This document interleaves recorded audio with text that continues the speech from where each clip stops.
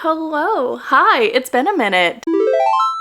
And I apologize for that. Your girl's been busy bee, but I'm back with another video for you all. And today we got a bit of a fun one. We are going to be doing an updated favorite book. So these are all the books that kind of represent my reading taste. So they're not in any particular order other than what I've pulled from my shelf and kind of made them in a stack because I tried to limit it. I tried to make sure they're all not necessarily different genres, but different vibes and different aspects of like what I enjoy in books. So we're gonna talk about them. I'm not gonna always give you a direct summary of what happens in the book because that's just not who I am as a person, but I will tell you why I like them and why they are representative of my reading taste. So let's go ahead and jump straight in. Okay, starting with just the first one off the stack, I have The Great Gatsby by F. Scott Fitzgerald. This is representative of the types of classics I like to read because I'm not usually a classics person. I'll be honest with you. I'm never that bitch. I'm not. But I have an English degree. I have multiple English degrees, in fact. I'm working on my third English degree. Classic literature comes with the territory, right? And what I love about The Great Gatsby, because I first read this book in high school and I've read it many times since, it's just the way F. Scott Fitzgerald wrote the story and the way it unfolds and how the way we are learning about a character through the eyes of another person who actually loves them, romantically or platonically, up for debate. It's romantic. And just watching it unfold and like getting these like really deep introspective that like centers the human. I just fell in love with this story. I love the commentary it offers on the society of the 1920s. I love the glitz and glam that hides a lot of the unseatingness going on, all of that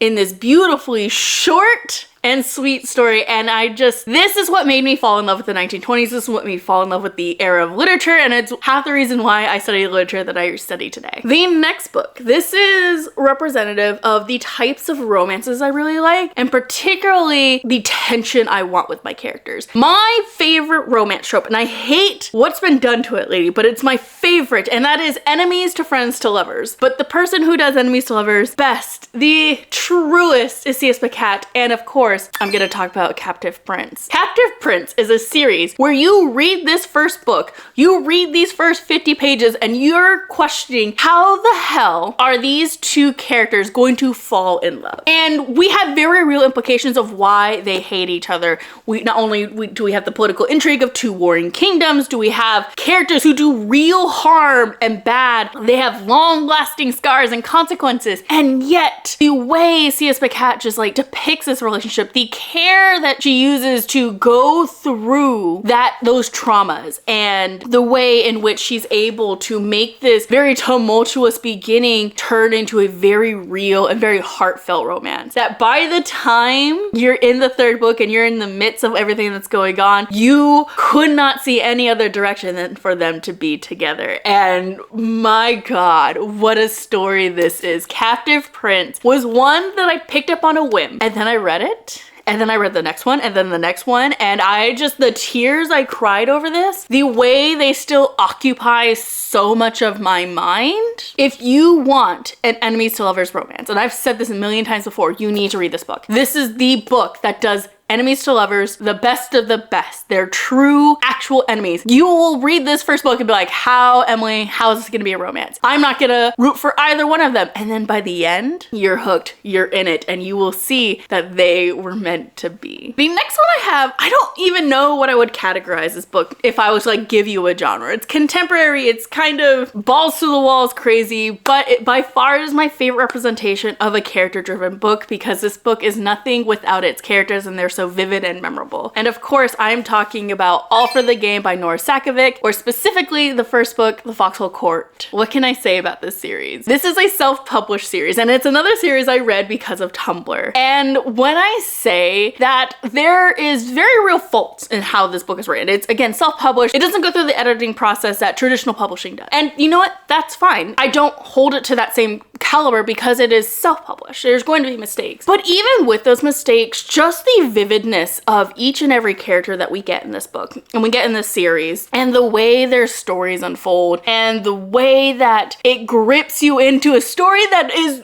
by and large ridiculous. There's mafia, there's a made-up sport, there is college life, there is normal angsty teen bullshit, and yet, this book consumed my life for years because the characters themselves were so vibrant, were so inspiring, and just on the page you could touch them, you felt every emotion that was going on with these characters, and the more you learned about them, the more you learned and like went through the story, everything just felt intentional. It felt like every move was calculated. It was real emotions, it was real connections being made, and even in the kind of the midst of the hysteria and the craziness and all the tension going on, you found yourself gripped to these characters. I'm not a sports person in the slightest, and this is very much kind of a sports book. The way that Nora Sakovic wrote these sports scenes, I was there. I was in it. I was gripped. My heart was pumping, and it was all for these characters and just their love for this game and the love they had for each other and the kind of underdog story. Everything about this was amazing and so much fun, and I obsessed over it. I still obsess over it. Like you say all for the game, and I am here for it. Okay, the next book I have is also kind of a bit of what I like about romance, but more particularly what I like from a slow story, because this is very much and is really indicative of what I like about complicated stories. And that is Heaven Officials and Blessing by MXTX. So this is a Danmei novel, and it's my very first Danmei novel that I read. And when I tell you, I didn't understand how complex stories can get until I read Heaven Officials Blessing, because it's a book that early on teaches you that the minor details that it takes the time to tell you are important and have larger implications, even if it doesn't seem like that in the moment itself. We are watching characters do things and like getting these like background stories, and all of a sudden you're like, okay, why am I learning about this? And then 5-10 chapters later, like, oh, and it all has a larger grandiose meaning. Things tie into each other. What we learn in book 1 will have large implications in book 8, and the way the characters act and the hints that are just like carefully laid out through every chapter and every arc and every character line is so important. To top it all off, it is sometimes confusing and overwhelming being given all that information, not necessarily knowing what it is, but to see it all come together in the end, to get the satisfaction of saying, I saw that, I know that detail, I can follow the red string all the way through from page 1, is exhilarating. And to do that on top of having a very vivid and vibrant cast, and to have a romance that just had you aching for it. This is a romance and a book that has pining. It has the slowest of slow burn romances, and yet every moment you get, every little tease and tension is that much sweeter. This is a book that made me open to trying more of Danmei and to try more romances that have these more complex stories, and to be more patient for the payoff, because sometimes it's so sweet. The next book I have is a representation of what I like to read when I have contemporaries, which is not a genre I tend to gravitate towards, but when I find one I like and when I find one that is really suited to me, I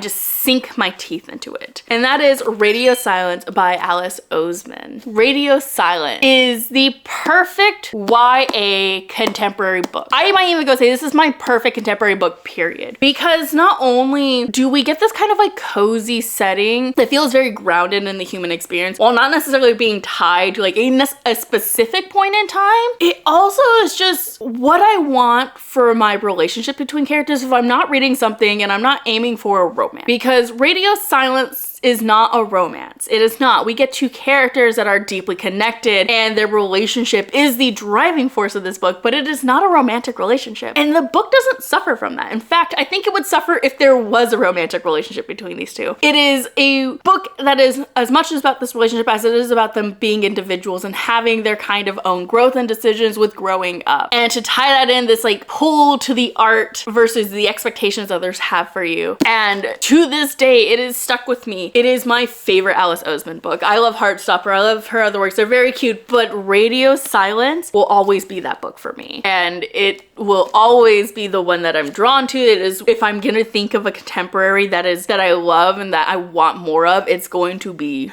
Radio Silence. nuance. The next book I have is representative of one of the types of fantasies I like to read, okay? I'm a fantasy girly through and through, so we're gonna have a little bit of nuance here. The next one I have is a representative of what I like for grimdark fantasies, as well as what I really enjoy from a main character who is heavily involved in not only telling the story, but is the driving force between everything that happens. And of course, that is Seven Blades in Black by Sam Sykes. This series, this book, I picked it up on a whim. I saw book 2 and it just had these brilliant spines with these brilliant vibrant covers. I'm like, what the hell is this? And I bought it and then I read it. And when I tell you, I could not put this book down. I've read this book so many times since I first bought it. And it is by far one of my favorite fantasy reads. I just love the world. I love the magic. I love that there's real consequences to the magic itself. I love the vibrancies of each and every character we get, villain or hero. I love the imperfect character we have telling us a story and the way that we can't necessarily trust what she is telling us at any given moment, because she too has her own agenda and is hiding things from us, the reader. And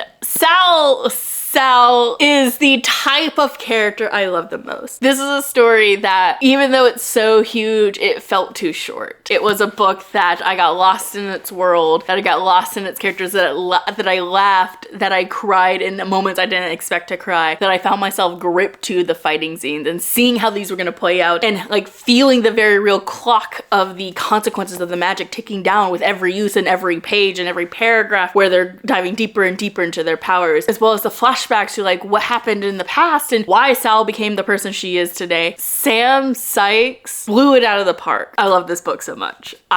This is definitely one of my favorite fantasy worlds, my favorite magic systems, and one of my favorite narrators of all time. Next, I have what I would call my perfect cozy read. I'm not a cozy reader. I like the drama, as you could probably tell from a lot of the other books in this video. Every now and again, if I want something slow and sweet and short, I want a book like this. And that is So This Is Ever After by F.T. Lukens. Short, it's sweet, and it's funny, but even with its brevity, it manages to do a lot. We have just the right amount of tension, just the right amount of drama to kind of keep things interesting and moving. And yet it's not a book that's meant to be like super complex. And that's all I want from a cozy read. I want something that's interesting, that has a little bit of tension, and yet can keep me gripped just with the silliness and the characters themselves. This is a book that feels like D&D, feels like playing D&D with your friends, where you're laughing, you're having fun. It's kind of silly and wacky, and yet everything just feels perfect and fun and, again, cozy. All right, and the very last one I have for fantasy. This is what I would like to say is my perfect fantasy. This is the types of fantasies I'm constantly drawn to over and over again. Ones that are punchy, that it has a character that just makes me fall in love with them. It has a world that is ever expanding. It has weird magic that just like is intriguing and pulls you and has consequences. And it has characters and relationships that just like make me like kick my feet in joy. And that is The Adventures of Mina Al-Sarafi by Shannon Chakraborty. The way that Shannon Chakraborty swept me away in her world, the way the characters interacted with each other, the way we kind of got introduced to each and every character, how we saw them interacting with each other, the way that our narrator was telling us the story like she was talking to us, the way the history felt like the perfect breaks between the tension, the way the world itself and the implications of what was going on in both past and present timelines. Everything about this was amazing. The adventure, the characters, the magic, I was sucked in. And it's just such a huge representation of like why I'm a fantasy person, right? Because I want the big magical journey, okay? I want the large implications of fighting against gods and all-powerful beings and being the underdog and having to figure out what the hell do I do with that? I'm just an ordinary person. How do I fight against beings who could throw fireballs? And finding the humor in that, because it's kind of fucking crazy. No one else is stepping up, so of course you must undertake that journey. And I love that this not only has a badass female lead, which we need more of in fantasy, just saying, always need more females, but an older female lead, so someone past her prime and now having to kind of work through the aches of age and having to work through her long life and the consequences of having that infamous journey and fame.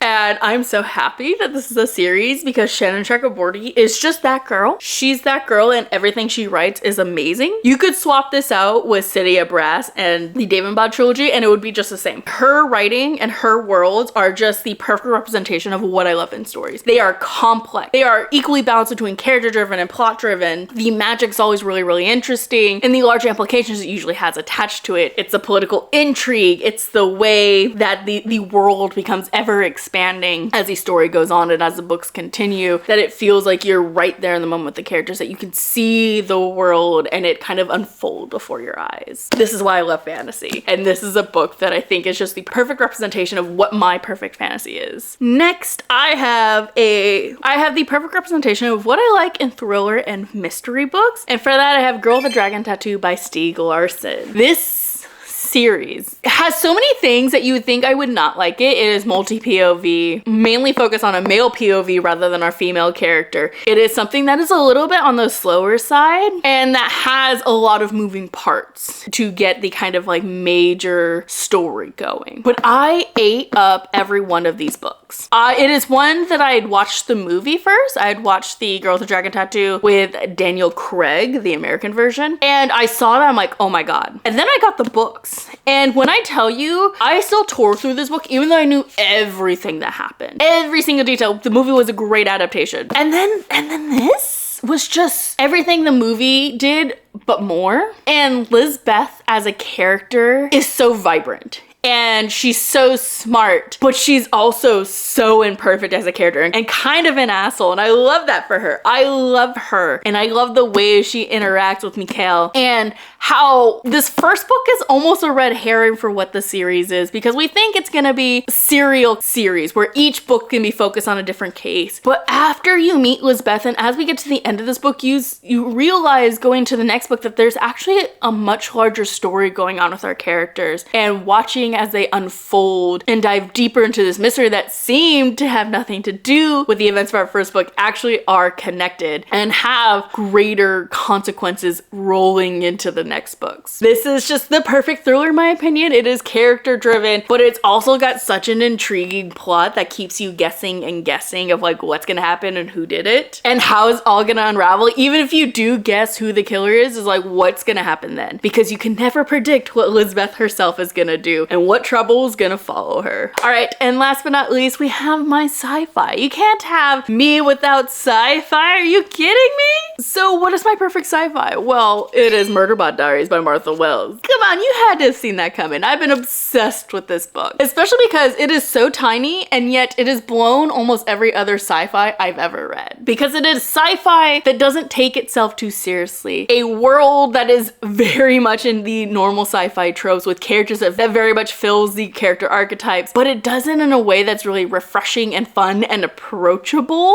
Key term there. Some sci-fi can get really stuffy real fast, but Murderbot Diaries is just so much fun with a main character that makes me laugh every time they are on screen. It is so viscerally real and relatable despite being so vastly different, like conceptualization of life and logic from like the typical human, that I find myself in Murderbot's shoes so many times and just laughing because it's so funny, and the character because it's so funny, and the situations they get themselves in. It's hilarious. I also like the way Martha Wells is able to do so much in so little space. This is a book that does not waste its time with its pages. Like I said, these books are very short, and yet these are some of the most vibrant stories that feel well contained, that every detail feels like it's necessary to move the story along, and there's nothing there that I feel like it's there just for the sake of being there and filling time. Everything happens for a reason, and everything is kind of connected to the larger story, that it feels grandiose but also doesn't feel unmanageable and underdeveloped in as shorter spaces these books are. It's a great book. I love it so much. It is definitely what I want more in sci-fi. It is what I want anytime I read a book, really, but definitely when I pick up sci-fi. Alrighty, but that is every book that represents my reading taste. As you can see, it is quite the stack, but I definitely think we got a little bit of everything in here. I hope you guys enjoyed watching this video. If you liked it, leave a thumbs up and a comment down below. Let me know what your favorite books are. If I were to cut you open, what books would spill out? This is what would spill out of me. But that's gonna be it for me. I hope you guys have a lovely rest of your day, whatever you're doing, and I'll see you guys in the next video. Bye!